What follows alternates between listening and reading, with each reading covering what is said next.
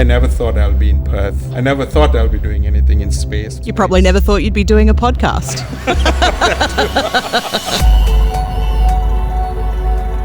After looking at names to start the company, I zeroed in at two names, SpaceNet and Space Angel. Came back home and both of them, without even thinking, they said Space Angel. And then I said, okay, done. I don't know how contextual it's going to be to the industry or what we're going to do, but I knew that we wanted to do something in space. Our vision is to build the Cape Canaveral of this region. It's just not going to be a launch pad for a launch or a return, and it's not going to be a once-off type of thing. One thing we all should realize that we are living in the world where at the press of a button, you have something delivered to your home.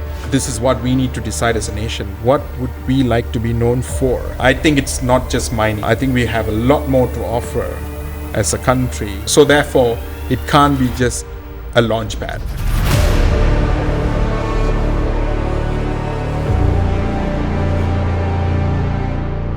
Space Angel respectfully acknowledges the traditional owners and custodians of the lands on which we operate. We honour their enduring connection to country, waters, land, space and community, and we pay our respects to elders past, present and emerging. We recognise the rich cultural heritage, knowledge and traditions of all Aboriginal and Torres Strait Islander peoples, and are committed to fostering meaningful partnerships that celebrate and preserve their contributions to Australia's story. We would also like to thank the WA Museum, Bullabardip, for allowing us the opportunity to record this podcast in their To the Moon exhibit. Space Angel is changing the landscape of space exploration. On this episode, you'll hear about our CEO, Ram Kuppusamy, and his backstory, Space Angel's origin story, and how Western Australia in particular will play a pivotal role in the future of space travel. Now, sit back and get ready for liftoff. Let's talk a little bit first about the location that we're at today. We're lucky enough to be recording at the WA Museum, Bullabardip, which it's inside their To the Moon exhibition. We're very lucky to have these sort of exhibitions come through. I have to say we appreciate the Western Australian government as well as a lot of the other stakeholders, including the museum, who have put this together really well. And it's very inspiring for the next generation, especially those areas of STEM education. So I think it's really necessary and a need, especially in the space era we are in. Yeah, we're actually in a recreation of a 1960s lounge room at the moment, which I know would bring back a lot of memories for people who back in 1969 were watching man walk on the moon for the first time. Absolutely. I think the environment created here is really, almost depicts the exact timeline that we are in. I feel like I'm back in time and sitting in a room like this watching the Apollo 11 mission and Neil Armstrong and Aldrin doing their thing, and it's really one of those things that they've recreated really well in this museum. Now let's talk a bit about you. Yeah. Who is Ram Kuppusamy? So I was born in Malaysia, and my ancestry comes from a South Indian ancestry. And we are probably the third generation Malaysian. So my grandparents were born in Malaysia, my parents, and then I was born in Malaysia. I migrated to Australia about 25 years ago, as you do, leave home for education and so on. Mm-hmm. But South Indian background, though we, as they say, those people who migrate, they bring along more of their culture than the country that practices in itself. Yeah. So when I go back to South India, mainly Chennai, Hyderabad, Kerala, and all these South Indian states, I find that, hey, I think I know more about this culture than you guys. It's very, very interesting, right? I've been involved in music. I've been involved in the education and also teaching. I've used to teach music as well as a management consultant, as a career. I used to advise I think in all of these, there's this sort of common denominator that connects all these things together. And I think there's this guidance, spiritual guidance that underlying all these things. Like, I never thought I'll be in Perth ever. But it's interesting, right? In terms of, how you land up. And Yeah. I never thought I'll be doing anything in space, but hey, here we are talking about space. You probably never thought you'd be doing a podcast. In this setting. Yeah. Never thought. But, these things, come together and, they align, right? Yes. It's almost like stars are aligning. I think spiritual is where I think it starts for me for the space sector. It's very embedded in the culture that you not only just acquire education knowledge as in through your usual routes from, university right through, Yep. but also culturally, like my parents ensured that I learned Carnatic music, which is classical Indian music. When I was learning it at the young age, I think it was very, it was boring. I hated it. Honestly, Is part of that because your parents were forcing you to do it? True. Yeah.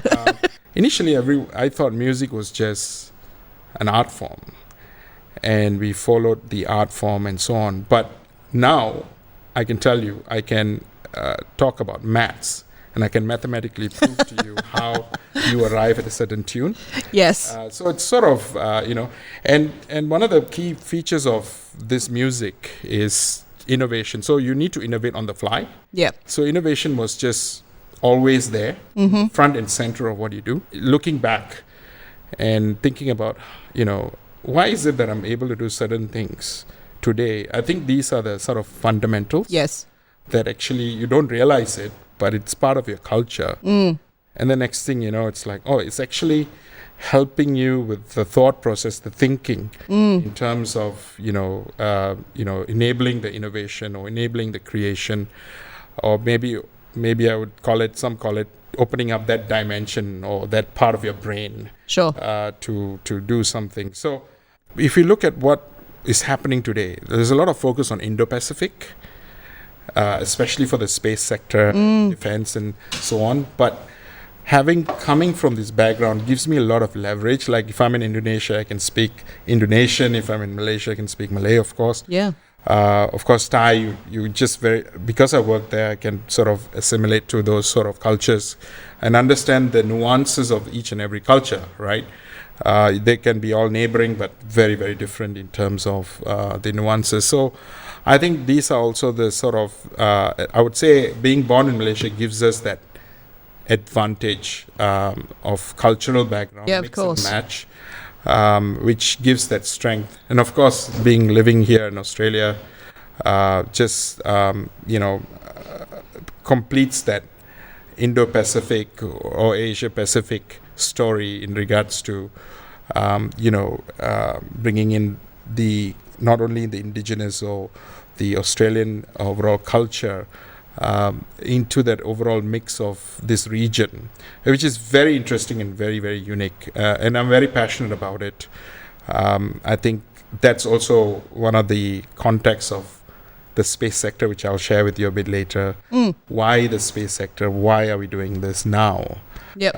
And we can expand that on a little bit on that a bit later. Before we get to that, let's talk about Space Angel. Yeah. How did you come to be involved with Space Angel?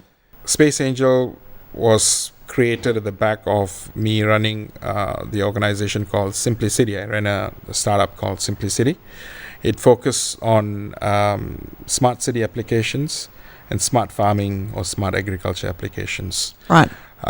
So we started at the back of a community project called the Perth Internet of Things Network.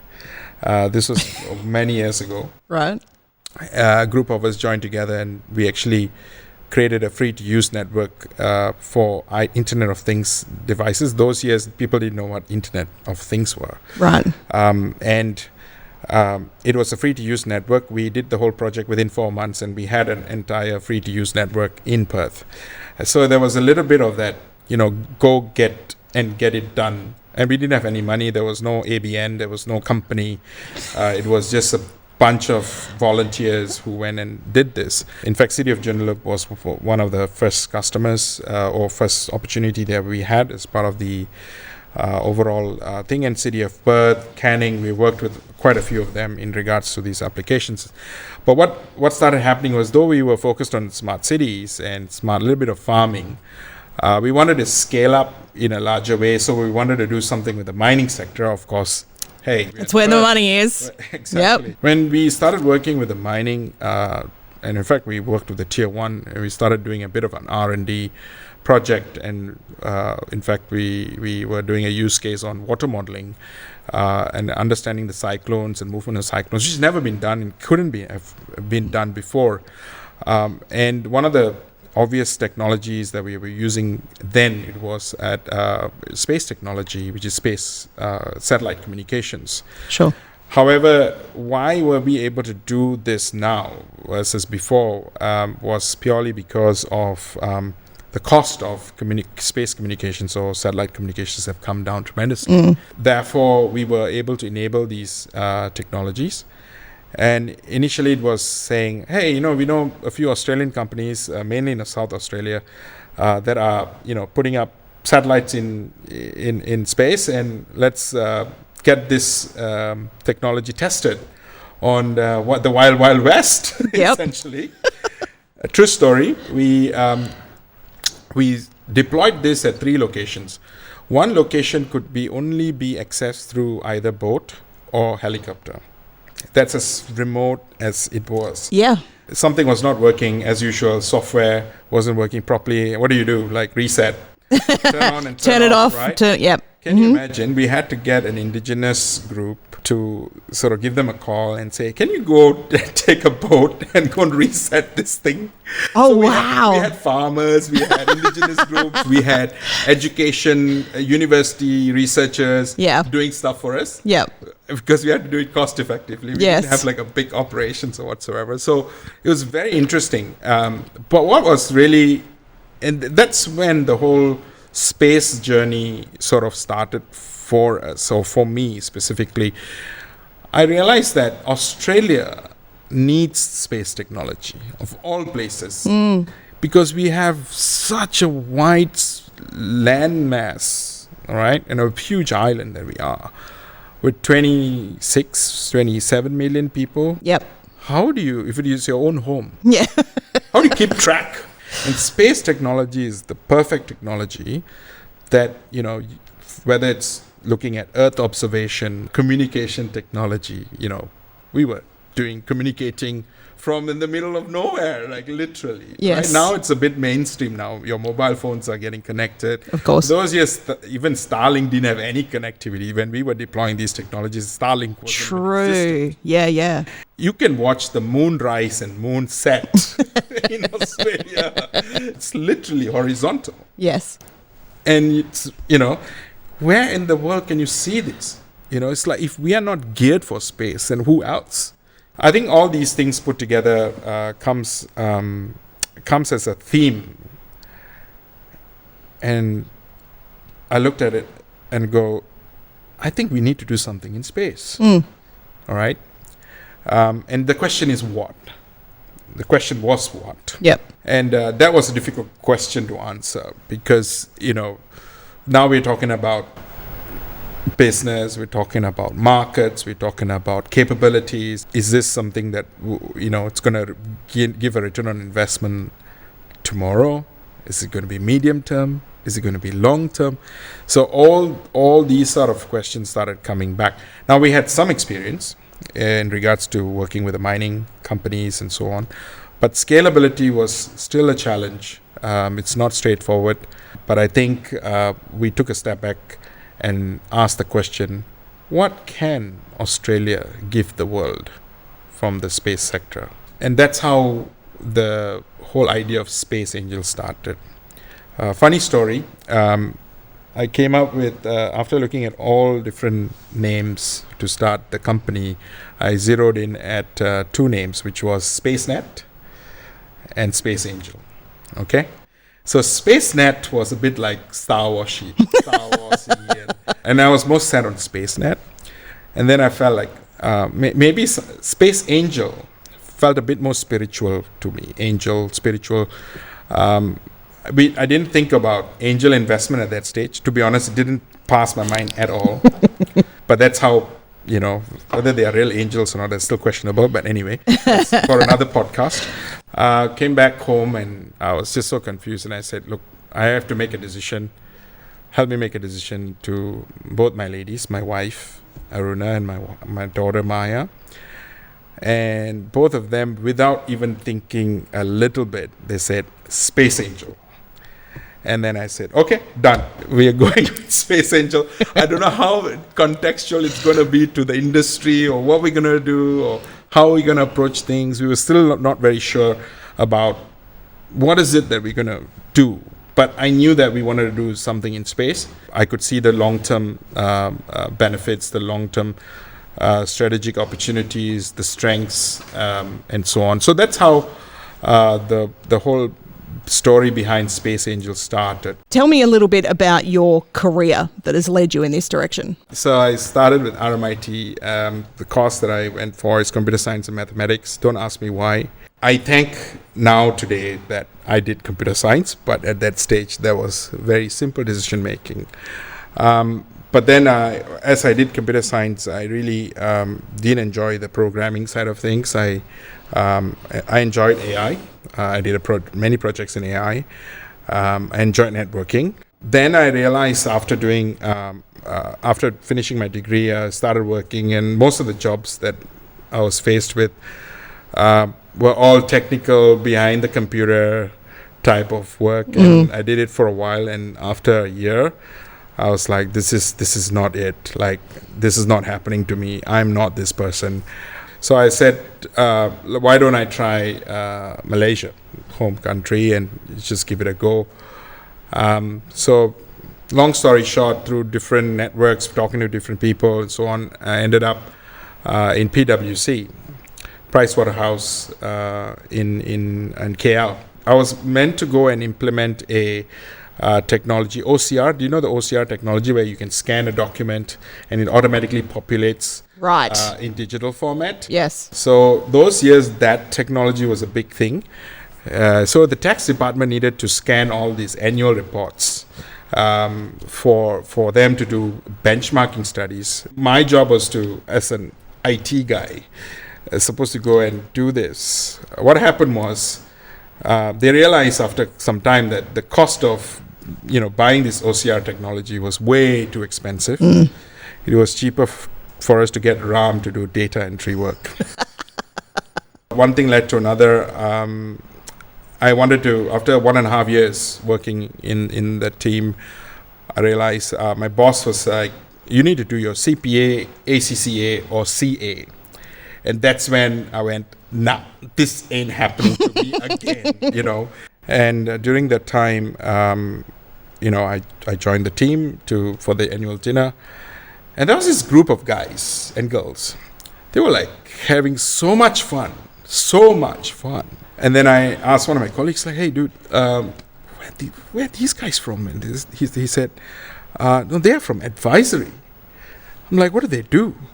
I don't know, mate. They just tell, they just advise businesses on how they should do better and improve and things like that. I think that's what they do. Right. I was like, okay, that's interesting. So what happened that night? I slowly made my way to say hello to those guys. And 3 months later, I was in advisory. But hey, I was in IT. I was a IT strategy consultant for a long time in PwC, and we were the most profitable business in the advisory group. And we formed, we were looked at very highly upon and so on. One of the most important, interesting project, which is contextual to what we are doing at Space Angel, is to build Legoland shopping centers, highways, and stuff like that near Singapore, which is a state called Johor. So it's a construction project. It's a $50 billion project. I did that for a year to set up the entire program management office together with the team. Then I, after a couple of years, decided that we wanted to go back to Australia. I got married then when I was there in Malaysia, and then wanted to sort of settle down somewhere, obviously. So we went back to Melbourne. I joined IBM. I was referred to IBM from one of the partners in PwC, and was interviewed, and that was it. I was though I was based in Melbourne, I was never in Melbourne. 90% of the time I was on the plane. I made Qantas Platinum within 6 months. Wow. Yes, that's the amount of travel that I used to do. Yeah. So Perth was the last gig, coming to Perth for oil and gas, because it was fly in, fly out every week. So I did that for like 2 years, and after 2 years, the daylight savings killed me. So I said no. But then I was going to move on down the career path of either to become a partner in another firm, and I did get offers with the tier 1 consulting company to go to South Korea and so on, but I declined and decided to stay in Perth. And I think Perth is a beautiful place in the world to live, and by then I've had enough in terms of the plane and living off the suitcase. So I just wanted to stay put in Perth. Inside me, I was still not satisfied, and I wanted to do something that kept me in Perth. Okay. I want to be in Perth. I want to stay in Perth. And what is it that we can do here in this state, in this town, that is going to be game changing? And I can put my skills to use, put my capabilities to use, take all these things that I've done all around the world, and enable the capability locally, so that we didn't have to go far to go far. Yeah. Literally. If you had to describe to a 6th grader what Space Angel does exactly, how would you explain that? Very simple. We have an airport that is going to send, like a plane, to space, which is called a rocket.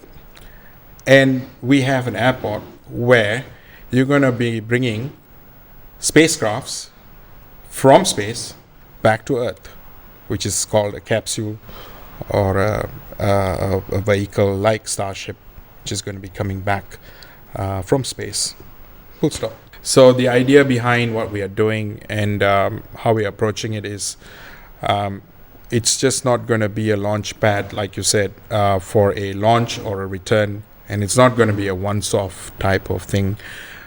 Our vision is to build something like the Cape Canaveral of this region. But today, that dynamic, the new space era has changed. And the whole reason of that change, as most of us already know, is because of the commercialization, the tourism aspects, all these other new technologies like connectivity. I actually shared that with you, Earth observation. All these technologies are accessible now. People are building it. It's very accessible. So what we think is that not only the space industry needs to experience this, but just normal, everyday 6-year-olds need to experience this. It's very important that it's accessible. And in terms of what we are providing, we call the sector upstream and downstream, just like a lot of other sectors. The upstream side is basically whatever you send up to space, and downstream side is whatever you get back from space. So in this context, is essentially connectivity or imagery or your TV service, your GPS positioning, all that stuff that you're getting back from space. Mm-hmm. But that Australia has been very good at. It's traditionally, historically, 60 over years worth of experience, and rightfully so, even during the Apollo missions and so on. But we need to fix this puzzle, which is sending up things to space. Only then we'll have the full cycle. Then we have a full capability in the country. For us to take the next leap, we don't have to depend on anyone to do whatever we need to do to progress forward as a nation, as a community, as future scientists, and future researchers, similar to what Elon Musk is doing in terms of providing a vision to Mars. I think you need to have a vision. You Yeah. need to get somewhere. I think we should also have something like that. We should have a vision for Australia. What is Australia wants the world to look at itself from a space sector perspective? Is it going to be more of mining? Like, I know people are talking about mining on the moon, mining on Mars, and a whole range of mining asteroids and so on. It could be. I'm not saying it's no. We have a lot of amazing technology. That's one thing we all should realize, that we are living in the world where at the press of a button, you have something delivered to your home.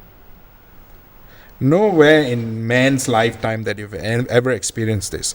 Yep. When in technology, what I define that is basically called automation. Now we're moving into an AI area, which is you don't even need to think.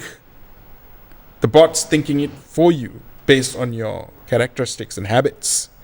Now, when you don't have, as a human being, nothing to do, you become a wasteful, useless life on Earth. We are not designed to sit pretty and not do anything. Yep. We will go into depression, mental health, we will deteriorate as a being. Now, if you look at technology, we are already like this. Mm-hmm. Soon we'll be like this. And then we'll be like, nothing to do. The bots are doing everything for us. So I think space sector gives a next leap that we need to work on. Yes. People don't realize how important the space sector is because, the jobs, people think that the jobs of the future are not there. Like, for example, NASA computers, early days, the computers were who? They were people. Yes. Until IBM brought in their mainframes, and some people didn't want to change. Some people said, I'll learn Fortran programming, and that's how programming started, and a whole range of things changed. So we are in that era, but change as in, I think it's going to be a leap. Very similar to when computers really took on, True. Being in everybody's household. Very true. We went through a very significant leap. But there's a massive difference to then and now. You know what's the difference? It only took 3 months for ChatGPT to just go off the water. True. So that is worrying because Yeah. any AI technology is actually going to speed up like nobody's business. Yes. This is what we need to decide as a nation. What would we like to be known for? I think it's not just mining. I think it's more than that. Yeah. I think we have a lot more to offer as a country for the space sector. So therefore, it can't be just a launch pad. Head to spaceangel.io for more information and you can see everything that they're up to at the moment. You can even contact Ram himself, The Force, at spaceangel.io. Next episode, Ram, we're going to be talking a little bit about the space race. We're going to talk about the journey of space exploration to this point and what might be coming next. You up for that? Absolutely. Absolutely. Fabulous.